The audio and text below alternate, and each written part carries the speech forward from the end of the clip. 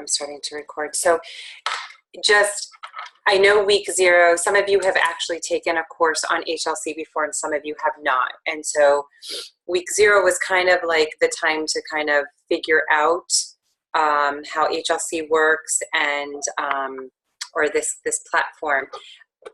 Week 1, I received a lot, which I kind of want to go over. Oh, I left my notes in the other, but I kind of want to go over some of the stuff that I saw and heard. How are you finding it? Is anyone having, in particular, a problem accessing any of the assignments or figuring out how the things work? I couldn't find the reading for today. Who said that? Daniela. Daniela, it's all listed. So no, like the links for it. No, it's in the book. So I'm going to share my screen with you. And all of these pages, notice they say page numbers, they're all in the book that I asked you to get. Oh, okay. So I left everything in the other room. It is the reader, it's a Holocaust reader. And so, do you have it? No, I think it's coming. I ordered it, but I don't know when it's coming. I hope it comes soon. If anything, Daniela, if you find me tomorrow, or anyone else who does not have it right now, find me tomorrow. I'll have copies. I can make copies for you of these pages so that you can actually do, yeah, because the assignment is due in a couple days, Friday. We don't need to see my face. Okay. So that's, and the other thing I was going to say is that this things to do section, this is what you really need to pay attention to. I know sometimes, I'm going to go up, I think when I first sign in, this is what I see. And right down here, and Jordan, this is where I didn't understand what you saw versus what I see. This tells me every single assignment that is due and the day that it is due. So if any of you, I don't know if you see this, but you can also, if you were to click on the various days, it tells you what's due. If you're a calendar sort of person and you want to use that. Otherwise, what I would highly recommend is, let's go back to week 2.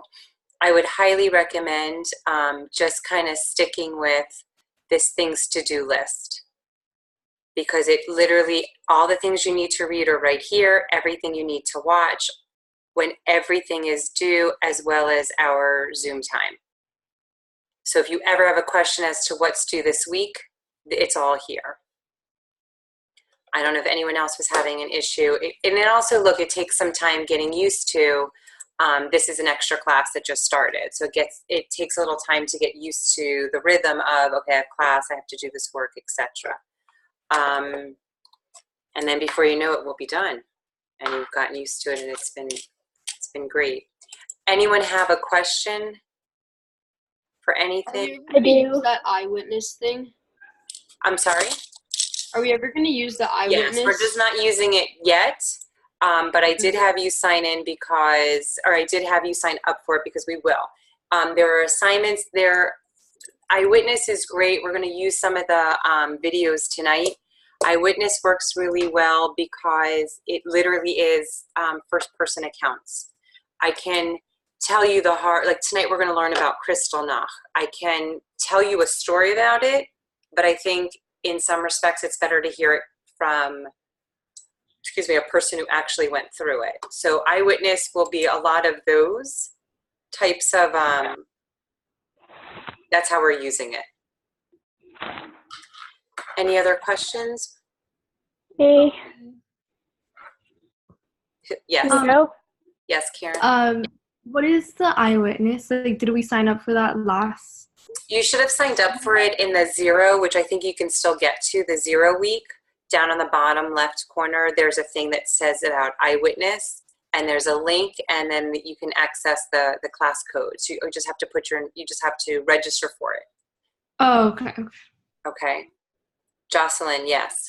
I have two questions. One of them was, I think, why did week one, it might just be something on my end or it might be purposeful, what I'm assuming. Oh, why was week one taken down and then put back up again and then taken down again? So each week runs from Monday to Sunday, and all work has to be done within that week. So I had a few students who, for whatever reasons, needed to finish. So I opened it back up again for them to finish, and then it closed.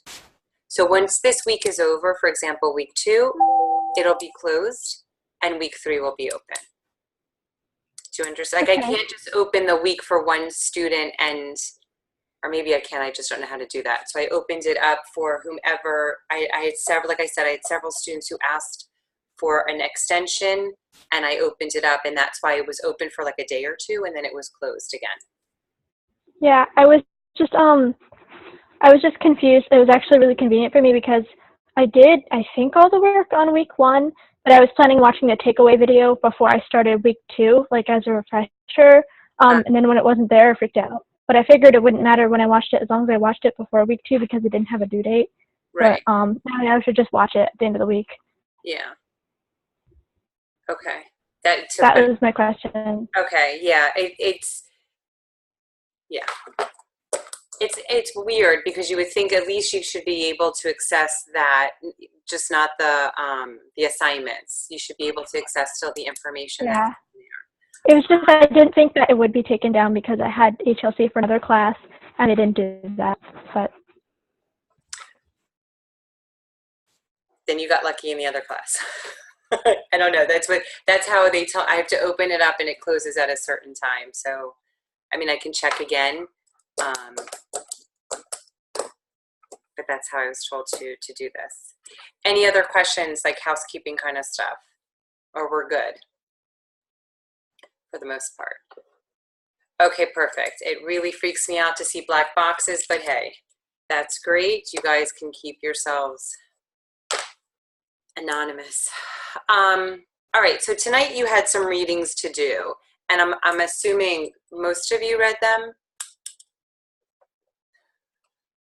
Yeah, like, and all the people in the black dots are nodding yes. So, okay, so I guess I want to just start by asking you, what do you think are the main ideas behind the readings? Why did I give those to you to read, do you think?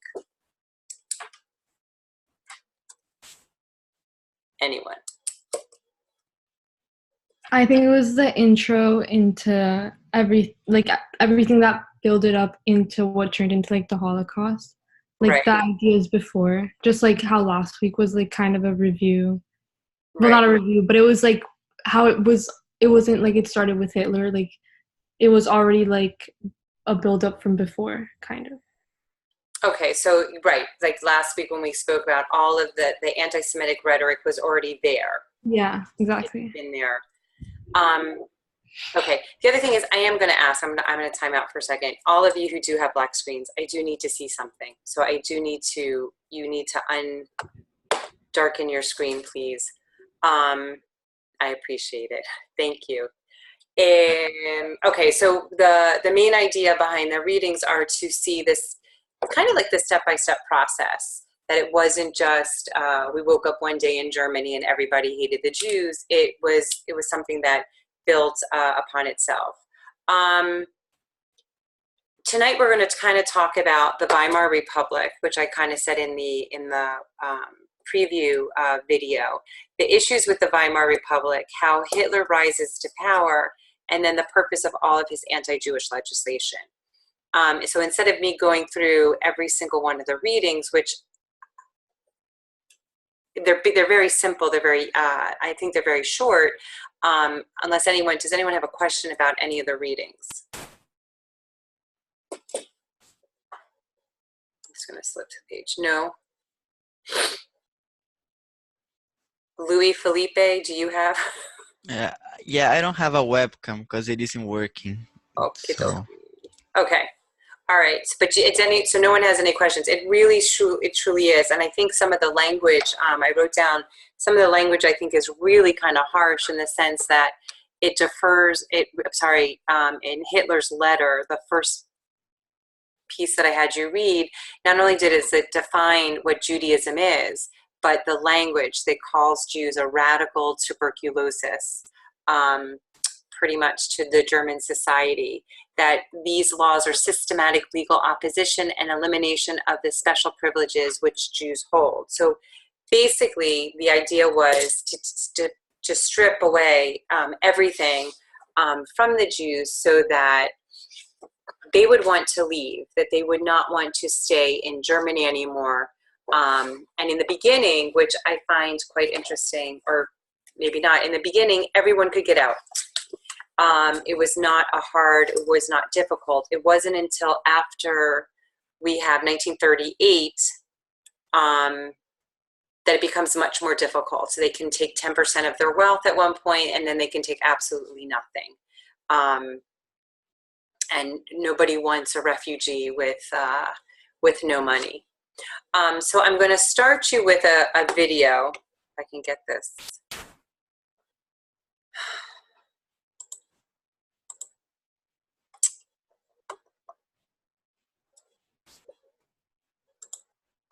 Okay, hang on. I'm going to start you with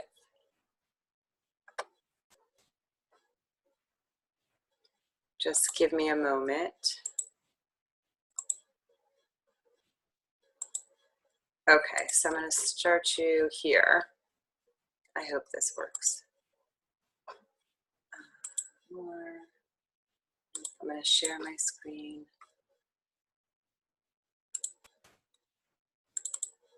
Okay, I'm going to shoot this here. Okay, so here is, let's see if he works. Okay. Used to be in the monarchy, then came the Republic, the famous Weimar Republic. And they are the people, the leaders, I would say, today, are not strong enough to hold the government. So this government was changing every year, so between the group and other groups. And I think this was the time where the German democracy broke down completely, where, like I say, unhappiness are starting in families and groups and between people. Okay, so he was a little difficult to understand because of his accent, but how does he characterize the Weimar Republic from what you just heard?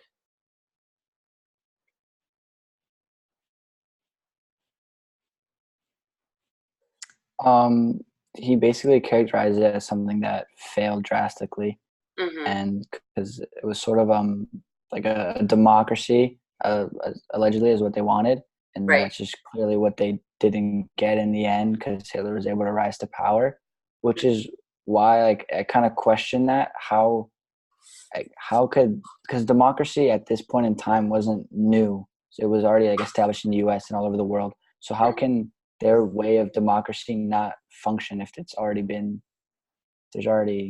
been established democracy around the world? So if you think about what democracy is, we all kind of interpret it a little bit differently. If we were to compare our democracy versus Germany's versus the UK, they're all democratic countries, but the way they run their government and the people's opinion towards that democracy is slightly different. The Weimar Republic was a democracy in the sense that it did grant the rights to the people. However, if you want to kind of compare it, it was sort of like the Articles of Confederation in our country. The central government was very weak and the state governments were very strong. If you can remember all the way back from it to American history. The central government couldn't, in our country, it couldn't tax It couldn't raise an army. All the states could do that. I don't know if you remember that at all. But you can look at the Weimar the same way. They could grant people some rights, but the people had very little faith in the government. So when your people don't have much faith in you, there's not much that you can do.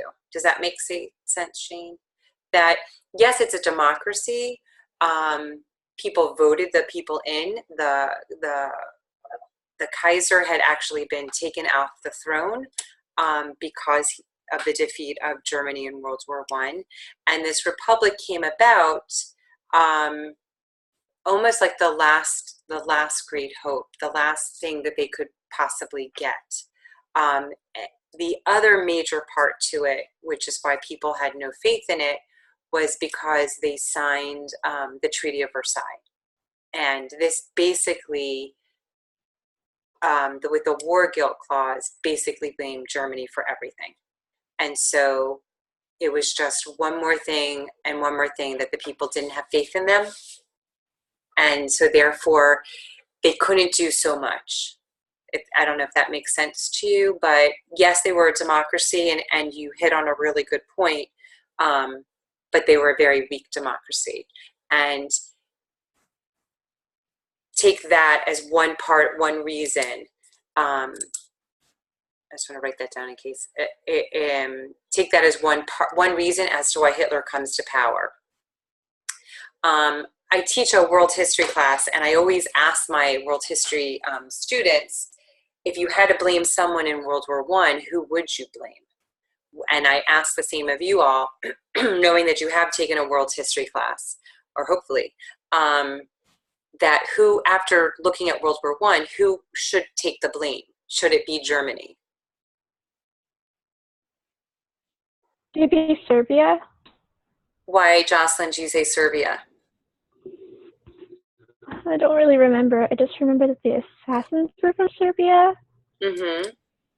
So, yes, there was a Serb who assassinated the Archduke Francis Ferdinand from Austria-Hungary, and that's pretty much what starts it. Serbia was part of the Austro-Hungarian Empire. They wanted their independence. They didn't get it, and as a last-ditch measure, a Serb rebel, for lack of a better word, kills him, and then right after that, Germany marches into Belgium, and that's what kind of starts the war. So it's interesting when you look at the history aspect of it.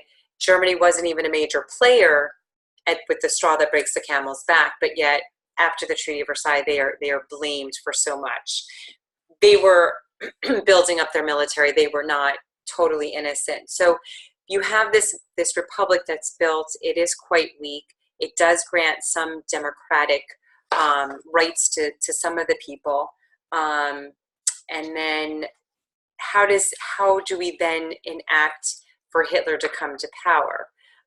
Hitler writes in one of the readings, I didn't assign you the full reading, but you read part of Mein Kampf, which is Hitler's, it's a playbook, basically, of what he would do if he was Chancellor of Germany. And he writes it after he did try to overthrow the government in what became known as the Beer Hall Putsch. He's not successful, and he is placed in prison. While he's in prison, he writes this book, which basically outlines everything he wants to do once he comes to power. And so there was everyone kind of knew. I mean, there was no surprise when he does. During the Weimar Republic, just so you know, there were German Jews. Whereas after 1933, there were Jews and there were Germans. There is a total separation of the two.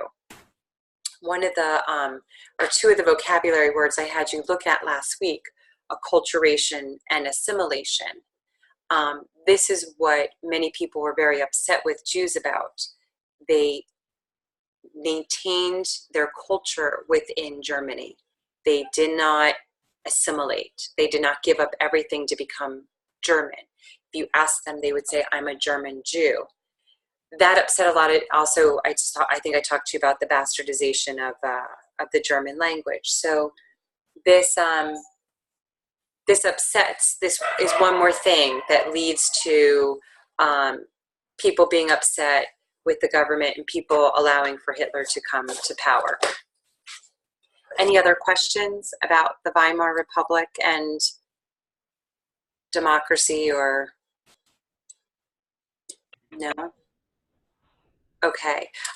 They are in a troubled time in the sense that after the war, they have to pay reparations back. I think it was about, back at that point, $30 million. They pay very little of it back. They are a lot of their land has been destroyed because the war was fought there. So they have to rebuild their country. They have to slow down the military economy because they had been gearing up. They had been making and producing so many weapons, and people were working towards the war effort. Now the war's over and their economy has to kind of slow down with it. Meanwhile, making sure people have jobs and they're making money. They have to destroy all the weapons that they've built. So Germany is quite busy, and they suffer just like we do, perhaps a little bit more with the Great Depression. And as we look to our government, you got to help us out. You got to get us out of this. So did the Germans. They looked towards the Weimar Republic to do something, and the Weimar Republic didn't have an answer. I think last week I showed you pictures of them using wheelbarrows to bring the money to go buy a cabbage. People were burning. I remember when I was learning about the Holocaust very early on, videos literally of them taking, it was winter and they were burning, they were just throwing the Deutschmarks into these big tins with fire so they could stay warm. They really were worth nothing. So once again, you have this turn against your government, and you have this man who keeps saying to you things like, I can bring you back to greatness. The reason we're like this is because of the Jews. There were Jews that are controlling the banks. There are Jews that are controlling our businesses. And next week you'll look at the propaganda that began. But all of this started stirring the pot and allowed for Hitler to come in power.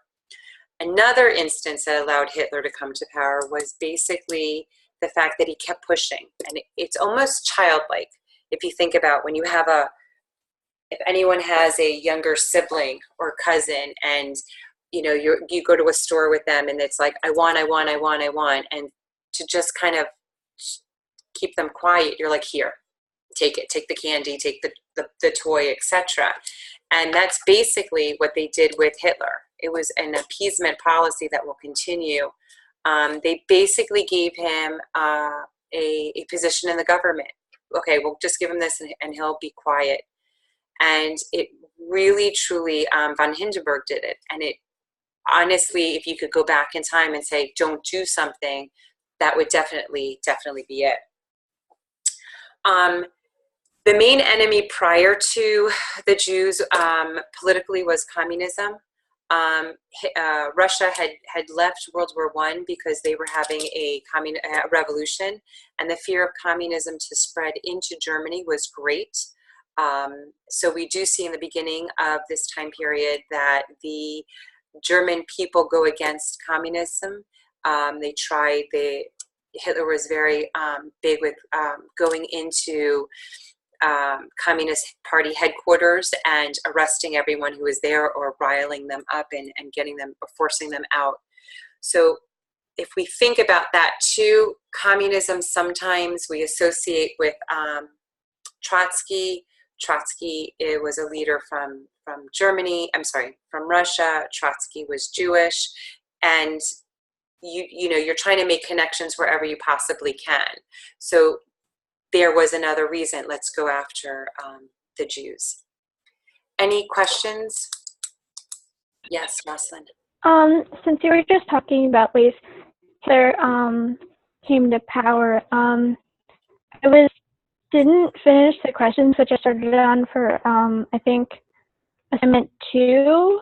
The second question is, how was World War I used by Hitler and the Nazis to seize power and gain support amongst the German people? But I couldn't think of a reason besides the fact that he wanted to, kind of blame the Jews for having some sort of internal, what's the word? For like backstabbing them internally and causing them to lose the war, or for the fact that Germany was much better before the war and before the Treaty of Versailles was signed. I don't know how he used the war just specifically as a way to gain power, besides the Weimar Republic being formed because of it. But I can't think of why just the war specifically and not the causes of the war would allow him to gain power. Did you watch the videos that go with it? There are two, yeah? Yeah. Okay. So you're asking, besides the Weimar Republic, why also would World War I be a cause? Is that, let me just quickly look at the question again. How was World War I used by Hitler and the Nazis to seize power and gain support? That's the question you're asking? Yes, because I can only think of things that World War I led to. Okay, so besides the fact that the Weimar Republic is too weak to do anything about it, Hitler internally, I think in those videos it does mention, I'm just want to look real quick. I think it does talk about the fact that Hitler does blame the Jews for involving Germany in the war as well. There is this international Jewry that is conspiring apparently against everyone, and he uses that as a reason. He also uses World War I as a way to say, okay, we're going to gain back our power and we're going to be that uber country again. He uses that as a launching. So it's not so much, if you want to say that something specifically happens within World War I, except for the fact that they lose, but that he uses that and says, we're going to get back to a great time period again. We're going to go back to when we were, the 1800s, and we were strong city-states. We were strong Germanic people. We were conquering left and right. And so this is just kind of like I don't want to say a blip in our history, but this is just a little, a stoppage point. We're going to rise even better. Does that? Yes and no. I understand the second reason you gave, but I thought of both of them, and I watched, I think, both videos twice. But I was just thinking, because I had read the stuff in the book, I knew that they were saying that the Jews had some involvement in losing the war. But was it that the public wanted to hear the Jews being I can't think of any words right now. Scapegoats? What? Like they were responsible. They were the scapegoats. Was it helping him gain supporters by I can't think of any words, saying bad things about the Jews, or was it just the fact that he was helping propagate like fear or hatred against the Jews by saying those things? Like, was he gaining support, or was he just making more hate? I think it's a little bit of both. Does anyone else want to step in on this and not just be me answering the question? It's hard for me to explain what I want to say because I didn't write it down. But no, it's okay. It's okay. So you're asking was he using it to instill more hate amongst the Jews, or was he doing it to blame the Jews? Or to gain more followers? Like, is that what they wanted to hear, the public? Right. Or was it just a cause of him and his beliefs? So I'm going to turn it over to someone else in your class. Does anyone want to answer that? Yes, Karen. I'm pretty sure I read in like one of the last week's like those articles of like the Constitution and everything that you gave us, and I'm pretty sure that it was like that the Germans that were following, it was more because they saw Hitler as like helping, like I guess like the Germans conquer more over like the Jews. So I think that also like led them to like follow him blindly, and also because they really didn't like have any other like form to oppose him, I guess. But I think it is both sides of what Jocelyn was saying. Like I think it is like trying to follow him, but also like building kind of like this hatred towards Jews more, like Okay. trying to get more people to follow him, if that makes sense. No, it does. Shane, Sean, I'm sorry. I saw your hand. Do you want to add to that? Yeah. Wasn't there also something where like the German government had lied to people and said that they're winning the war, so then like when all of a sudden they like signed the Treaty of Versailles, people were like, what happened? Like how did they like squander like the like winning with the war? Okay. And so how does that help Jocelyn with her question with Hitler? So he used that information? Yeah, that's like I feel like I heard that in like a past history class Mm-hmm. that like he used like the people's like he used the fact that like everyone thought that they were winning the war to say that the Jews had like messed it all up for them and like they lost them the war when they were ahead. Right. Does anyone else? Jessica?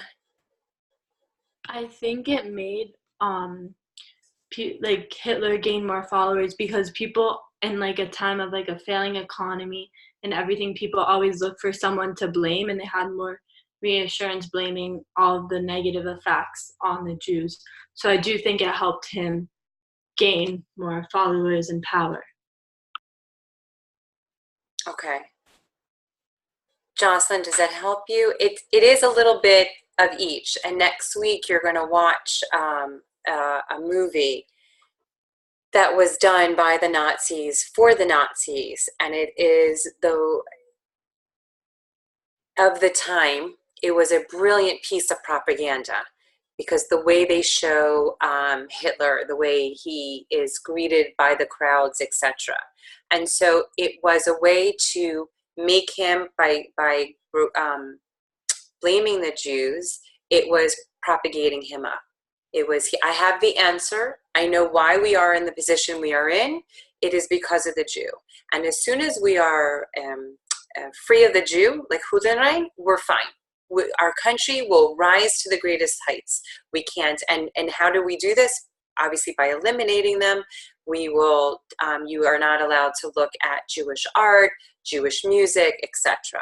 So part of it was we're going to build up our country, and it gained a lot of support because who does not want to remember times past when you did so well? We all, you know, like if you're in a bad time period now, oh, remember back when you succeeded in whatever it is that you wanted to. He does that, but it also is stirring the pot to hate the Jew more. So it is a little bit of both. Does that make sense to you, Jocelyn? I literally can't even remember my question right now. Excellent. No, No, it's fine. Listen, you could go back because I'm recording this. You can go back and listen to what your question was, and then if it's still not answered, you can email it to me. I'll be glad to help you out. okay, thank you. Okay. No worries. Does anyone else have anything else they want to add to? Yes, Jessica. I have a question. So would Hitler like been able to be as powerful or like gain like a position in the government and stuff if it wasn't like if Germany wasn't strong? If Germany was strong after World War I and had won the war, like would Hitler been able to like gain power as easily? I think that's a great question. You know, the what if they had won? I think the map of Europe would be very, very different. And perhaps we wouldn't have fought World War II because a major cause of World War II was the aftermath of World War I. I had taken a class once for my master's in history, and I'll never forget, I had to read this really huge book that was comparing Hitler and Stalin. And I was waiting outside to go into my class, and a student who I was friendly with, we were just chatting, and I was telling her I had to read this book for another class. And she said to me, if he only sold a painting. And, you know, it kind of put things into perspective. Yes, if only Germany had won the war. Do I think there still would be anti-Semitism? For sure. Because I think the undercurrent was always there. It just took this man to kind of bring it out in everybody. But he probably would not have come to power. I mean, the rantings that you hear of him, or that you hear when you hear him speak, I think he would have been that fringe element. But because they lost the war, because they had no money, because all of these things, it made him very popular among the masses. I mean, you can kind of make a correlation today to those we're not in such a bad state, but when I was going to college, there was a man by the name of David Duke, and he was governor of a state, I forget which state, and he was running for president. And he had amassed a nice following. We're talking about 1990s, early 90s. And he was the Grand Duke Wizard of the Ku Klux Klan of his town. And he did fairly well. The fact that he made governor, and then the fact that he was running for president, he did. So we do have that when someone promises you things in your community or in your state or in your country that you don't have, and it sounds reasonable. I mean, all right, not going to compare him to Bernie Sanders, but you know what? You all are going to college, God willing, right? By the end of this year, next year, in a couple of years.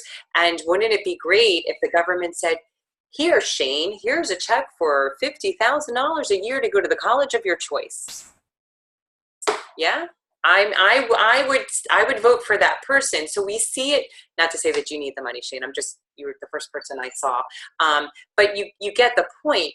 Someone tells you that, and you're like, yeah. So it's kind of innocuous using the college thing, but people will vote. Mr. Yang, who's also running, everyone over the age of 18 is going to get $1,000 a month. Hey, I will vote for that. You know, who doesn't want $1,000, Jessica? So you see where I'm going? Like, we could play the what ifs, and here's another reason why. I mean, people, even today in our country, and we're so far removed from it, it sounds great.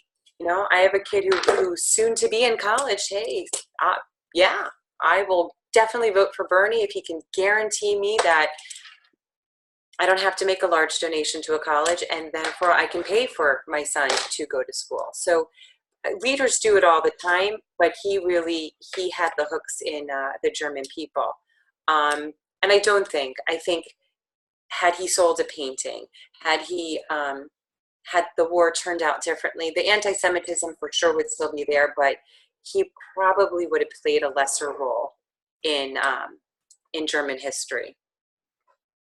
But unfortunately, that was not the case. Does anyone else have a question about the Weimar Republic? No? Okay, I'm going to try to share my screen again with you. I do want you to hear, as far as anti-Jewish legislation, I'm going to see if I can get to it. This was, oh shoot. Anti-Jewish legislation started off very early on, and the reason for them to do this was so that they could, again, get the, push the Jew out, so to speak, make it easier for everybody. If we make it so difficult for the Jew to live here, then he'll want to leave. So I'm going to share this one. Okay.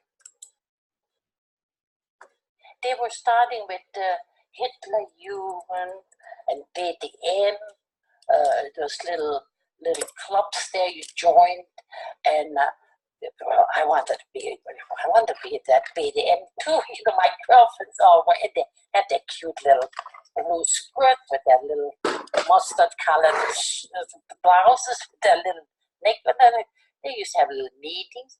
I got to get away from the housework. Go with my girlfriend. My mother says, yeah, I give you a bed. You got plenty of it right here to do. But we were never allowed to join anything like that. She wouldn't let us. For some reason, my father wouldn't either. So anyway, and there was no big situation. This is just all got started. Okay, did you kind of understand her? She does have a thick accent. What made the Hitler Youth so attractive to Julia? Who's Jewish, by the way, but actually she's not Jewish. She's a Sinta Roma. She's a gypsy. So what made it attractive in what she just said? Besides the uniforms. Okay, so they had meetings all the time. Everybody was joining. I'll help you out here. It was the thing to do, and it was very attractive to the youth of Germany to join. They were very explicit as to who could not join, and had she tried, she would not have been able to, because besides besides going after Jews, they also went after the Sinti Roma, the gypsies that were throughout Romania as well as parts of Germany. What were some reasons why maybe her parents wouldn't let her join, do you think? Jordan? Maybe because they knew or sensed that Hitler was gonna come against her because she's gypsy, and they were just scared for that. Okay, maybe they sensed something that she did not, being a child. Anyone else?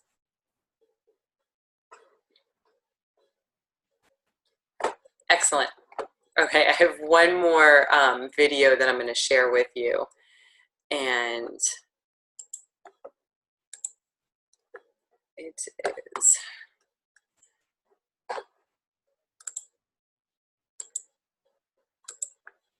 okay. It started in 1933, really. But I had very good friends of whom I knew that they were members of the Nazi Party since 1928. And she was one of my best friends. She didn't care that I was Jewish, and I didn't care that she was a Nazi. She was one of my sports friends, and we got along very well. But then, of course, in 1933, everything changed. Overnight, you could not go into a public place, no restaurants, no swimming pools, no movies, nothing. You were not allowed in any public place anymore. And the people that you knew wouldn't talk to you anymore. Friends that you had, they would shun you, most of them. Not because they hated us all of a sudden, but they were all afraid, because that was the way it was. You talk to a Jew and you'll be punished. It was very hard. I was 19 years old, and all of a sudden I was shut off from everything. I got a letter from my sports club and all that I wasn't welcome there anymore because I was Jewish, and that was the thing that I loved to do most, as I said before, sports. And all of a sudden that was finished. There was nothing I could do. We just were really vegetating, if you want to call it that. So,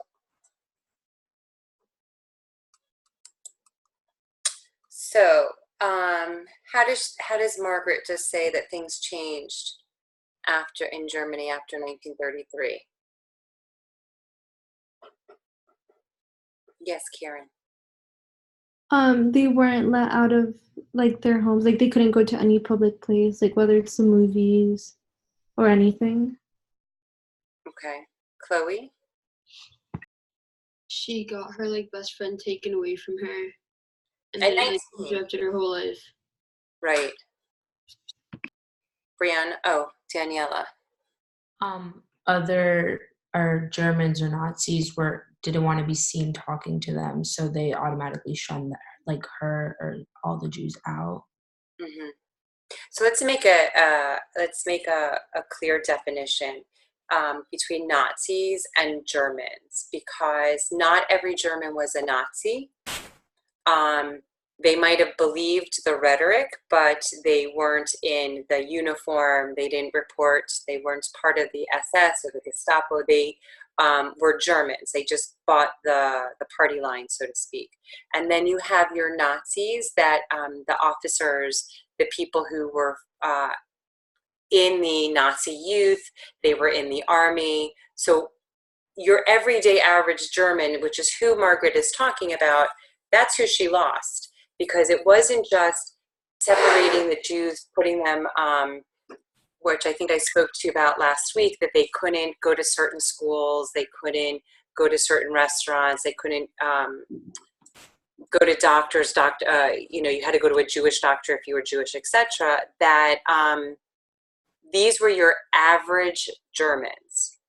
And I think you need to understand that and try to wrap your brain around it, which is sometimes very hard, that your average everyday people went into this. Your entire country, minus the handful that we'll eventually talk about that decided to risk their lives because they thought this was the most inhumane thing that they had ever heard or saw. But it's your average everyday people followed all the laws. It was the Nazis who propagated the laws, but it was your average people who followed them. And at 19, where you think you can make your own decision, bless you, that she loses things that were so important to her. What? Okay, missed that joke. All right, so one more thing I'm going to share with you. It's not a video. It is a couple. No worries. Okay. Vete para el coño, estúpida. Yep. Is that Marcel? Yeah, I'm sorry. It just took me a long time to just connect to the Zoom. Okay. Well, we'll have a chat later.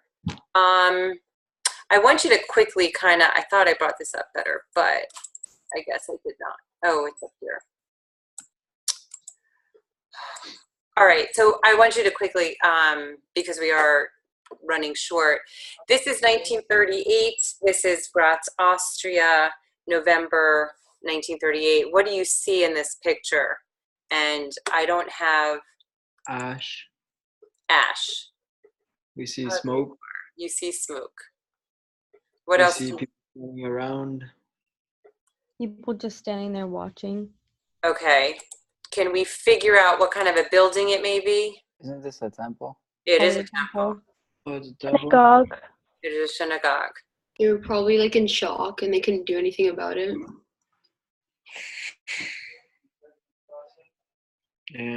Mucha gente. Mucha gente, yeah, sí. Mucha gente. I can mute this, right? I can mute this. Why, yes, you can. Oh, wonders. Oh, how I've missed teaching Pantene. Okay, so it is a synagogue. The people are just watching. Perhaps they're in shock. What if I were to tell you that they were just your average German and they were just watching? I'd believe it. That they were just looking at this picture and they were bystanders.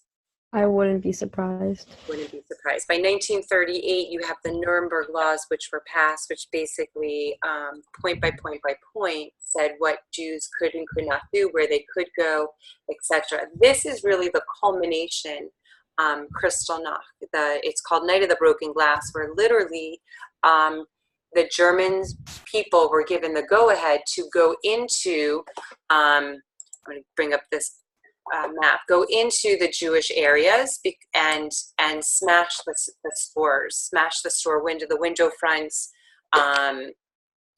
loot, damage whatever they possibly could, and set fire to synagogues. They would pull some some Jews ran into the synagogues to save the Torahs and the prayer books. But for the most part, people just kind of just sat. They just sat and watched what was happening, or they partook. A quick question. Desecrating or destroying places of worship is an all too common form of violence in both historical and contemporary times. We have seen it here in the United States. For those of you, if you remember back with the Civil Rights Movement, you think even more recently, the various shootings that we've seen at mosques and at temples and at churches. We know that during the 50s, African American churches were burned down, or bombs were placed into them. Synagogues have been vandalized throughout the country. Why do you think that places of worship are so often the targets of hate? I think maybe it's because that's one of the main things that they're against.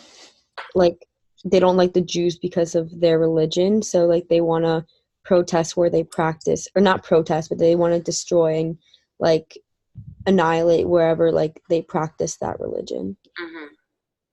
Anyone else? Shane?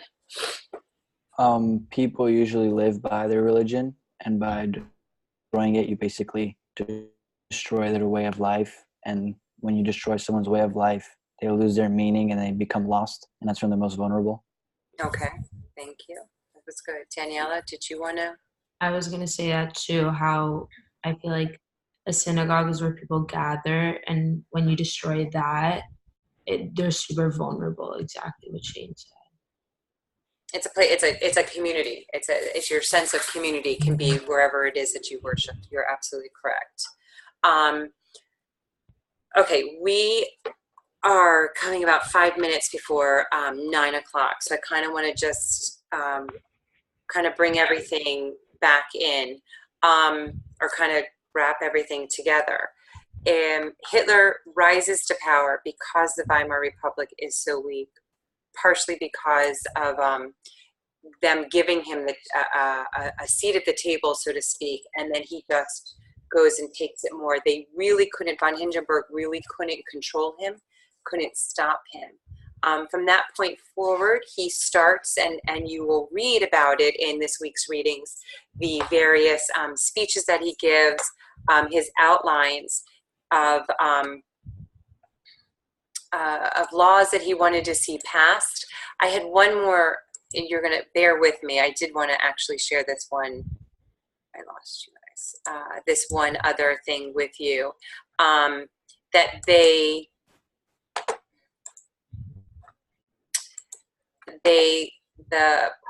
program, or rather what the German Worker Party was all about.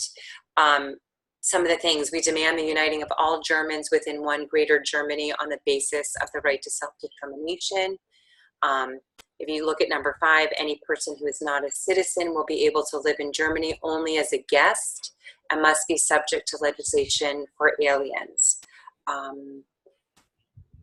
We hear number 4, only nationals can be citizens of the state. Only persons of German blood can be nationals, regardless of religious affiliation. No Jew can therefore be a German national. So this was their program, just like we have a Democratic platform and a Republican platform. This was their platform for the National Socialist German Workers' Party, where they very much outline what it is to be a German. And they basically made it legal to hate Jews. They basically made it okay and legal to do whatever you wanted to a Jew. After, for example, after Kristallnacht, when they ran through and ransacked the Jewish territories and the Jewish towns, rather, the next morning they said to the Jews, now, not only must you clean up the area that is all broken up, but you also must pay for all of the damage that has been caused. At that point, people do start to leave in 1938. People do turn around and say, this is not for me. Jews are also rounded up and put in some of the first concentration camps, for lack of a better word.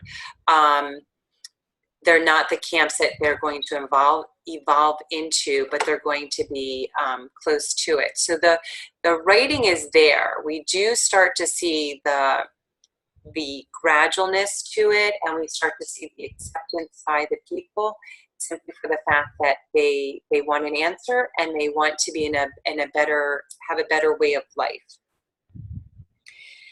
Okay, at this point, do you have any questions, concerns? Yes. Is there homework due for this weekend?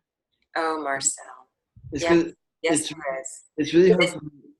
It's really hard for me to check this website. Yes. It's hard to understand. So you're going to hang on for 1 second after I dismiss the rest of the class. Okay. I'm going to share my screen and walk you through what it is that you should have been doing for the last week or so. Yeah. How's that? Yeah, that's perfect. Great. Okay. Does anyone else besides Mr. Pantene have a question, concern? Yeah. Yes. At a different time. Yes. Next week. I'm sorry? Is the class at a different time next week? Oh, thank you very much. So before we, where am I?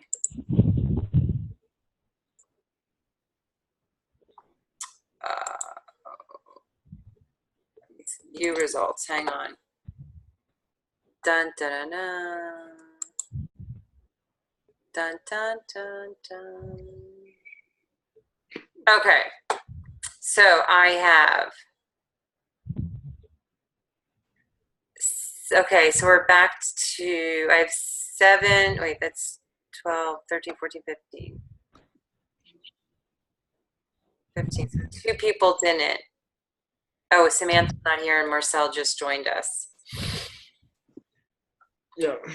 Okay, Marcel, I'm gonna put you on the spot because you were late. 7, 7:30, or 8 o'clock?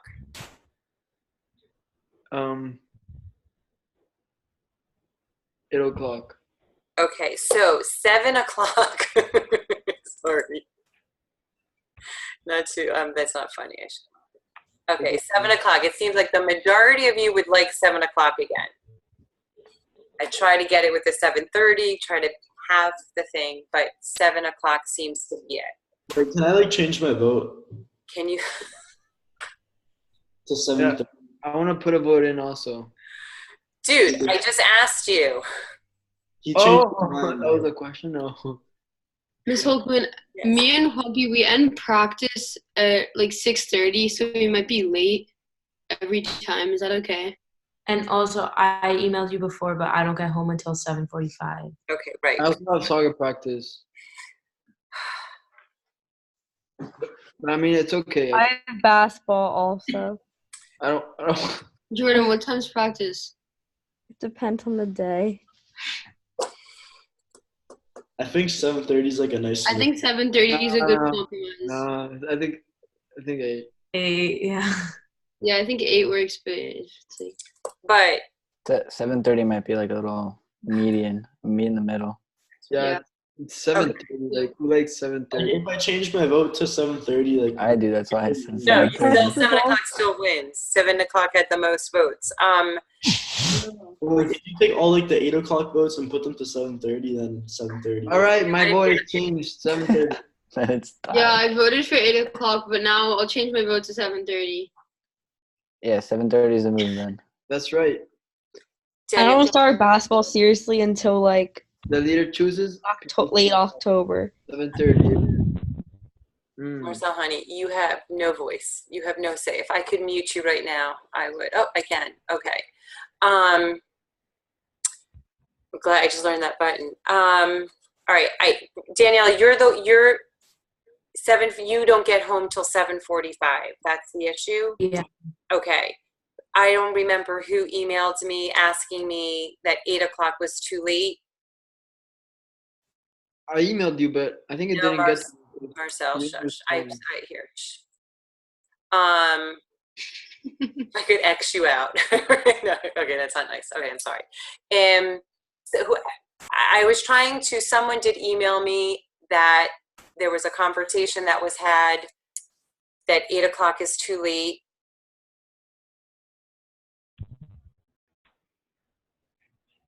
Okay, fantastic. So You just do a revote because now it's just really confusing.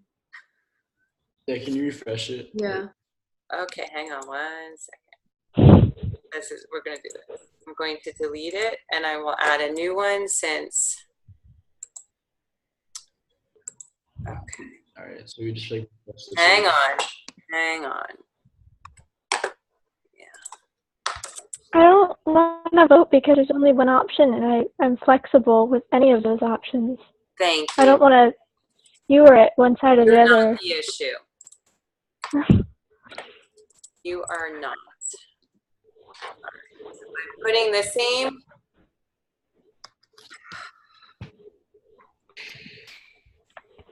Okay, the same time. Whoopsie daisy. I'm putting the same times up there. Students only. Next. Okay. Question, what time?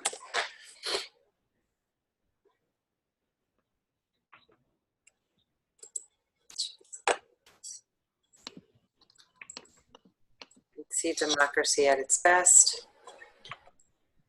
Whoopsie. So now it is on the week. I'll wait a moment or two. Guys, go on and let me, and then I will. Is there a class on Thursday or no? No, honey, it's Tuesday. Only Tuesdays? Only Tuesdays. If you. Can I just not vote? Who's? What? Jocelyn, you don't want to vote? No, because there's only one option, and I can do all three. How many people are here?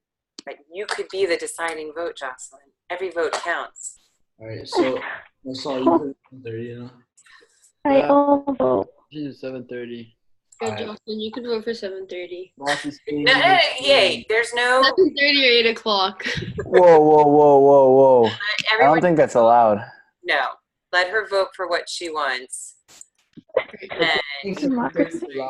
But like, if you were to vote, I think 7's the move. But like, you didn't. Nah, No. 7:30 is better. No. I already voted. You can't take it back. Sorry, guys. Okay. Deal with it. Don't be. Okay, so now let's go. No responses. Hey, 31. Why did it always get muted? Is it me or is it just like the computer? Like, No, I keep muting you, hon. I always get muted. Yes, that's me. Oh. I'm muting you. My bad. Yeah. All right, I'll be quiet. Okay, so what do we have? 7:30. All right, I'm not going to do this one more time. All right, so we have 7:30. This is what I will do, Daniela. I will send you an email as to how we're going to work that part out, okay? Okay. So don't worry. The rest of you, I will see at 7:30.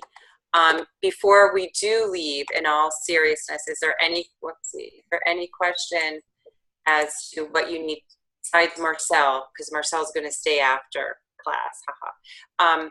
Is there any question as to what you need to have done by Sunday? Okay, look on the class page, look at the to-do list, and it'll show you every single thing that you need to do. If that is it, then I will see you all next week. If you are from Country Day and you need, like I said, you need copies of the book, just email and let me know. Oh, me, that's me right here. I need a copy of that book. There we go. Okay, like the permanent mute. If, just send me an email tomorrow, and during my planning period, I'll make copies for you and just stop by my room. Jocelyn, I can't help you out, I'm sorry. All right, if that's it, I will see you all next week. Okay? All right,